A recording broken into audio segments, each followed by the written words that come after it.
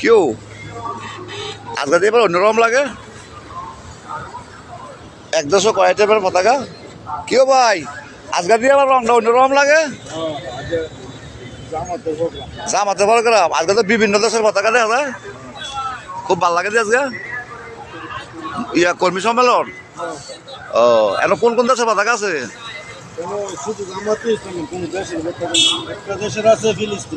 ফিলিস্তিনি, ওই বুঝছি ফিলিস্তিনি। আর এটা কোন দেশের? এটাও ফিলিস্তিনি। ও এটাও ফিলিস্তিনি। হ্যাঁ নাম্বার 1 ওকে। হে এরকম তো পতাকা দেখি না কোনো সময়, আজকাল রং অন্যরকম লাগে। কোন কোন জায়গার পতাকা?